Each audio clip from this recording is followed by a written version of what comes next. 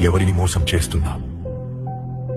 నాలుగు గోడల మధ్య నీవు చేసే చీకటి పనులు దేవుడు చూడలేదనుకుంటున్నావా?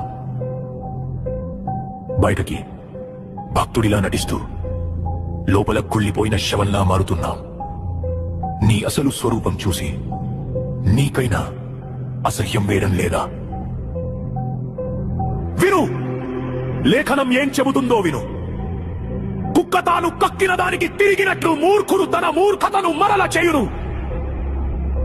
మళ్ళీ అదే పాపం, మళ్ళీ అదే అబద్ధం, మళ్ళీ అదే వ్యభిచారం. కక్కిన వాంతిని తినే కుక్కకి పదే పదే పాపం చేసే నీకు తేడా ఏముంది? నువ్వు మనిషివా లేక ఆత్మ చచ్చిపోయిన మృగానివా? నువ్వు చచ్చిపోతున్నావు. నీ ఆత్మీయ జీవితం శవంలా మారి కుళ్ళిపోతుంది. దేవుని కృపను నీవు అలుసుగా తీసుకుంటున్నావు. ఆయన ప్రేమిస్తాడు నిజమే, కానీ నీ పాపాన్ని ఆయన సహించడు. నీవు లేచి రేయి మొదటి జామున మొర్ర పెట్టిన నీ హృదయమును నీళ్లు కుమ్మరించున్నట్లు ప్రభువు సన్నిధిని కుమ్మరించుము. మోకరిల్లు, నీ కపట భక్తి చాలు. నీ పాపం వల్ల నీ ఆత్మీయ బిడ్డలు మూర్జిల్లుతున్నారు. నీ చేతులను ఆకాశం వైపు ఎత్తి క్షమాపణ అడుగు. ఇది నీ ఆత్మను బ్రతికించుకోవడానికి దేవుడు ఇస్తున్న ఆఖరి అవకాశం.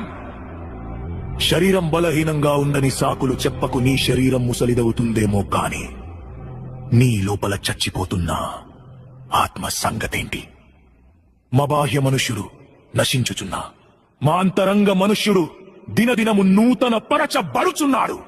నువ్వు మారాలి అనుకుంటే లోకాన్ని కాదు, దేవుని శక్తిని ఆశ్రయించు. నువ్వు పాపంలో పడుతున్నావంటే దానికి కారణం నీ బలహీనత కాదు, నీ పిరికితనం. గుర్తుపెట్టుకో, దేవుడు మనకు శక్తియు ప్రేమయు ఇంద్రియ నిగ్రహమును గల ఆత్మనిచ్చెను గాని పిరికితనము గల ఆత్మ నీయలేదు.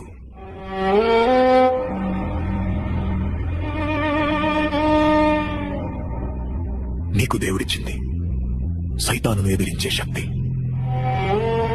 నీ ఇంద్రియాలను కంట్రోల్ చేసే నిగ్రహం. ఆ పిరికితనాన్ని వదిలిపెట్టు. కుక్కల వాంతి దగ్గరకు వెళ్లడం మానే. ఇప్పటికైనా బుద్ధి తెచ్చుకుంటావా లేక ఆ మూర్ఖత్వంలోనే పడిచ్చేస్తావా? దేవుని తీర్పు నీ తలుపు తడుతుంది. సమయం మించిపోక ముందే మేలుకో. జాగ్రత్త.